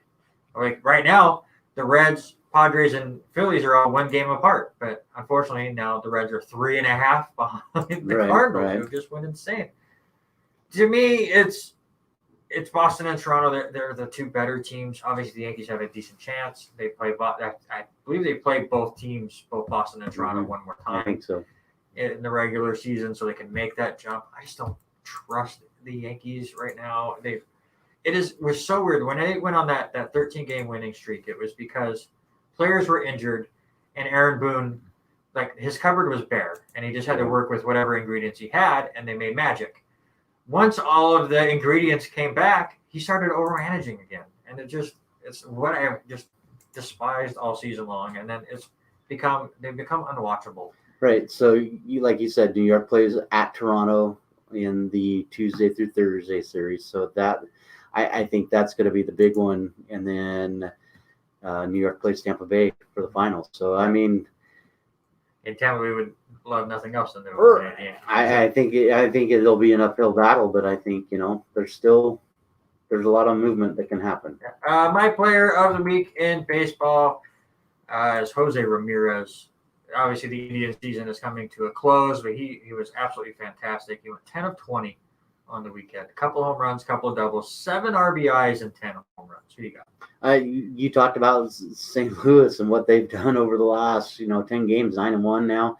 But give me Tyler O'Neill, the left fielder, 9 hits, 3 of which were home runs, batting .391 with an OPS of 1.3. And 10 RBIs. He was one of the highest RBI getters for the entire league. Definitely check out our power rankings. They are up right now on the R&R Sports Report Facebook page. Baseball goes out Monday. NFL came out today. So definitely check out those. But we're going to do a new segment before we get into the sports that don't get enough airtime. It's something I thought about. As a clever way, because we do rankings on the show all the time, but I wanted to mix it up a little bit, so we're going to do it draft style, and then we're going to put it up on the Facebook page probably Wednesday somehow. I don't know how we'll post it, and then hopefully people will vote on which of us created the better team out of these sports things. And I think this will be fun once we get into it, whether it be snacks that you have at food, or mascots, or fight songs, or players, or moments, or we could do all sorts of just silly things with this. But I decided, college football is well underway. We're getting ready to start, getting knee deep into the conference play. Right. So let's look at the helmets. Okay. And we are going to draft our favorite college football helmet designs. And I was a little disappointed because we did this draft before so we can get things set up. We both kind of went chalk, and I thought about changing some of them because there are some hilarious helmets out there. But it's the first segment. We'll come back to it. So, Robert, you had the first pick. For anybody that's curious about the rules, we each get 3. We're going to draft 3 picks each. Right. And then that's it. So it's tough to pick which ones you want to go to. But you had the first pick. Where'd you go? The one with me that stands out all the time, I talked about him earlier. I'm excited to watch him. I love watching them play. Give me Notre Dame. There's just something about that gold helmet. It's so iconic. I mean, you see anybody that's got a gold helmet. So give me Notre Dame Fighting Irish. Again, you went with classic, the gold. Everyone remembers. I think it would have been number 1 in the 90s. I think it's kind of lost its luster. And it's a very boring helmet, but it's very iconic. Everyone remembers the scene in Rudy where they had the ability to paint the gold on the helmet. So, to me, it not the greatest design in the world, but it's classic, and you see it everywhere. You see it in so many high schools, they do this design. It's the Michigan Wolverines. It's just the yellow stripes and the weird little horn things that they have going on. It's just classic. And again, you can't go through a high school season without running into a team that has that design. Right. So I will take the Michigan Wolverines. Yeah, I mean, that's a good one. I mean, you look at that color, everybody knows the blue and gold. It just stands out so well. And I think that's kind of why I went back with my second pick. I went to a color that is pretty dominant. You know that color, doesn't matter. There's shade variations with different teams, but you know this red is Crimson Tide red. Yes. Give me that one. I mean, the old school red helmets, white block numbered on the side. I mean, I do like the Alabama helmets where you have the logo on one side and the number on the. Do they still do that? I haven't seen that one. The ones I keep seeing are just the numbers on it. Yeah. Or is it just the numbers? They don't have the logo. I just remember the numbers on it, and I'm having a day, so I'm forgetting. But I like the numbers on them. And it's just so classic. I mean, that's it. I mean, it reminds you of like Bear Bryant. I mean, when he was coaching, that's exactly the same way they had their helmets. Let's go not so classic. Give me the Oregon Ducks. Dude, because there's 9 billion to choose from. That's what I was going to say. There's so many different variations. That's what I love about it. They get so crazy with it and their designs. So give me the Ducks. Yeah, I mean, and I win because now you only have 3 helmets and I have 726. Yeah, they're. But I mean, it's the same. You saying that the Cougars have done the same thing over the last few weeks. What was it, 2 weeks ago? They had white tops, white helmets, and the other team had white helmets on the. And I'm like, guys, let's get a little bit different. So then they come out the other way. For me, and I did this one just because of my wife and how much she loves them. But you know, she's from Houma, Louisiana. But give me LSU. You got that Go Tiger, the bright yellow all the way, tiger on the side. It's just really cool. You walk into any place in the South, you see. You can pick any town in the SEC, and you know, doesn't matter where you go. You can go with the Ole Miss helmet. You could go with, you know, the others. But you walk into New Orleans area, man, there is plastered everywhere LSU. Yeah, and that was one that I thought about picking instead of Oregon. And you can go other classic ones. And I put one on here, and I already told you I was changing, and it was my last pick, so I can't. But Ohio State's very classic, but I think they're more known for their stickers. Right. Same with Clemson. I thought about picking Clemson as well because they have their stickers as well. And again, that bright orange and the white paw is just a nice touch. But I like over the top. I like craziness. I like Coastal Carolina and the crazy mascot thing that's on there. I loved the Buffalo Bulls helmets this week where the blue bull was like, I don't know what they used, but it just stood out. Right? If you haven't seen it, it just stood out so much. I think they were playing Coastal Carolina, and that's how I realized or noticed it. That one just stands out, and it's so cool. The Arizona State helmets with the pitchforks, and they can do all sorts of crazy things with it. Florida State's the same. But I hate everything about Florida State. Well, you guys didn't say that on the show when you guys were talking about your favorite traditions. Right. And that's where I got the idea for the drafts because we're talking about traditions, but. I put on there my top 5, and then the one I hated. It's every tradition that Florida State has. Absolutely, I cannot stand the chop thing. I don't care if it's the Braves, the Seminoles, the Chiefs. I don't care. The chop thing has haunted me since the 90s, and watching it on TBS all the time, and I can't stand that thing. I just cannot. I cannot do anything Florida State. But I'm going to go, same thing, over the top, kind of Oregon Duck style as far as they have multiple times. And they go crazy with it sometimes. Maryland Terrapins. The state logo. Here, let me, right there. That's state logo. It looks way better on a Maryland Terrapin. Yeah, I mean, it's right there. It's right. It's my Baltimore Ravens. It's the same logo, But they go crazy with it as well. Again, that state logo is very, very cool. Yes, it is. And it looks great on the helmet. So it was one I thought about later on. So there's lots of different ones. We could have gone a couple of different ways. I like Boise State's. Boise State has a few different ones. They've changed over the last few years, back and forth. Even the other one I was thinking, and I'm drawing a blank, Colorado, how they've tweaked the buffalo a few different times, how they've They've polished it up. And you get some of these ones, the helmets that they have them all polished up, but then you look at the flat black ones or the flat color, and how just the sun hits on them is totally different. So, but for me, I'm excited. Let's throw this out there to some of these guys. We're going to put our picks down, and we're going to put those in there. But I want to know what everybody else thinks. What is their favorite? Absolutely. So hopefully you guys interact with us tomorrow when we get that posted. Next week, it'll be Robert's pick as far as the topic, and then I will get the first pick in the draft, and we'll just do this each week. I already know what mine is. Do you want to spoil? No. Tease, maybe? No. No? Okay. Well, there you go. Your tease is come back next Tuesday and find out. Exactly. So, yeah, I just thought it'd be a fun little game to play before we get into the sports that don't get enough airtime. And let's start AFL because the grand finals are on Saturday at 2:20 in the morning. But it is grand final weekend. It's Melbourne. It's Western. I still don't know if Eric's going to stay up or if he's going to take a nap and then try to watch it at 5 a.m. his local time. I don't know what I'm going to do yet. We said it was at 2:30 Saturday morning, right? 2:15 a.m. Saturday morning. I already know I work at the Tribune till at least 12:30. So it's, do I just go to bed and give up? Or is it, do I want to be a cranky son of a when we go bowling on Sunday because I haven't slept all night? Well, I think half of it is that I think we haven't decided yet, but I think we are coming home Saturday night or Friday night after the concert. We're going up to see Darius Rucker on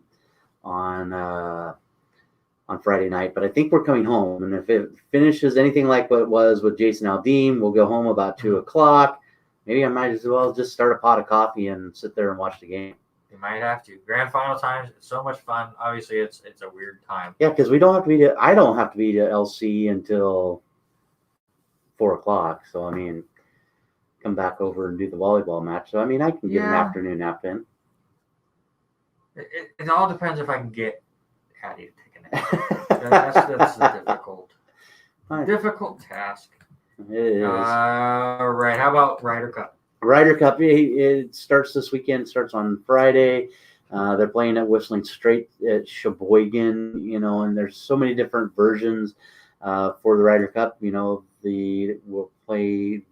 Americans will play the team from overseas. 4 different types of matches. You got the 4-ball, the foursome, stroke play, and then my favorite, match play on Sunday. That one I always look forward to watching that one. Gotta have 14.5 points to capture the cup. What is your favorite match out of all of those? Is there a match that you're looking at? I mean, so many different things with the Brooks Koepka and Bryson DeChambeau. Bryson DeChambeau, like working on his long drive competition while doing this. I like match plays. I do too. I like that match play tournament we always get in the PGA with like March, April time, right before, like a week or two before the Masters. Match play is just different. It plays different. It feels different. I like that they do that with like the college championships and stuff. And so that's the way we do it at Golf League. Your match play, and I love it.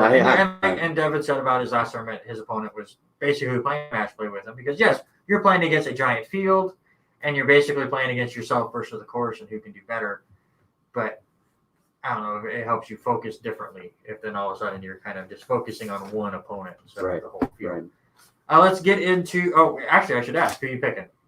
Oh man, I think USA. Even though the strength of John Rahm and how he's played, but I would like to go USA, but Bryson DeChambeau is gonna blow it. So give me Europe. Yeah. All right, let's get into some NASCAR. Bristol was nuts as it always is.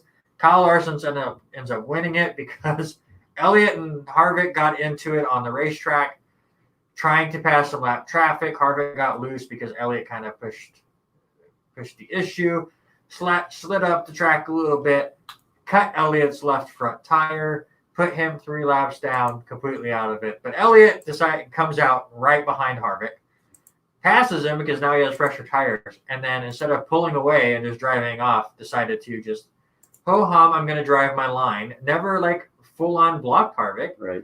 but just ho hum, come on, come past me. And then while Harvick couldn't, here comes Larson, ended up passing him. So Harvick and Elliott kind of got into it on pit road, and then Harvick got into it with reporter who was trying to record them behind the pit road. Just crazy Bristol. I love Bristol. It's my favorite track. But it was an elimination race. We are now down to 12 as we lose Eric Almirola, Kurt Busch, Tyler Reddick, and Michael McDowell. Other than Michael McDowell, the other three were very close in it. I think Almirola and Busch both missed by like a point or two. So our next three races, Las Vegas, Talladega, and the Charlotte Roval. I still Las Vegas is pretty cookie cutter. Talladega obviously is a complete wild card, and the Roval is Chase Elliott's baby. Right. But listen, I still want to go to Vegas and catch a race. I've always wanted to do a NASCAR race. I mean, it's the closest one we'll see, but you're exactly right. It's the same thing. They're turning left. I mean, there's nothing for me jumps out at Las Vegas. All right, so we were pretty good on our eliminations. I had 3 of 4. You had 2 of 4. We both had McDowell. You had Kurt Busch. I had Almirola and Reddick. I thought Bell was going to go out. You thought Harvick and Bowman. So with those 3 races, Vegas, Dega, and the Roval, who are the 4 participants that will not be in the final 8? For me, I went Harvick. I think he's got just way too much stuff on his brain, and I think it's going to cost him. I think he's going to go out.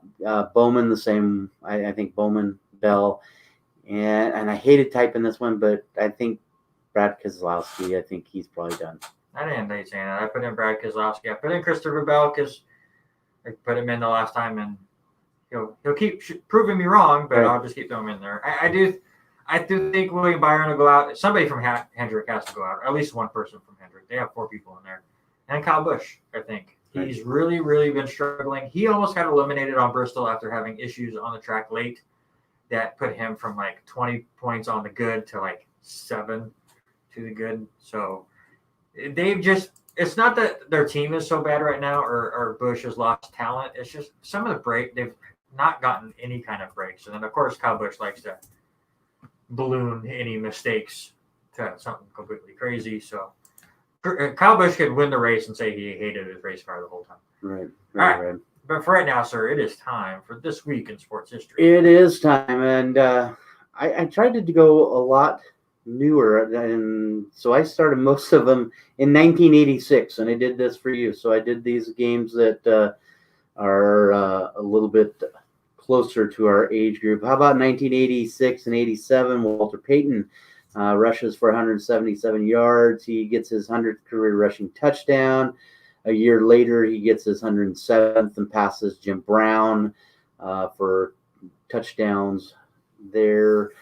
Let's see. 2003, I know I'm going to bring up some Baltimore Ravens. Running back Jamal Lewis sets the NFL record by rushing for 295 yards in that game against the Browns. Now it is the second best game behind Adrian Peterson of 296. I did bring up your New York Jets one for you. How about Vinny Testaverde becoming the 9th player in 2003 to pass for over 40,000 yards in a career? Yeah. Woohoo. Big one for me. I'm going to drop a couple on you here. 2009 Texas College of NAIA is trounced 75-6 by Texas Southern, and a week after losing 92-0 against Stephen Austin. 2015, Baker Mayfield of Oklahoma sets the school record with 572 yards, throws 4 touchdowns, and runs for 2 more scores, and the Sooners win 52-38. And how about Kansas City quarterback Patrick Mahomes sets the NFL record by throwing a combined 10 touchdowns in the first 2 weeks of the season back in 2018. Interesting.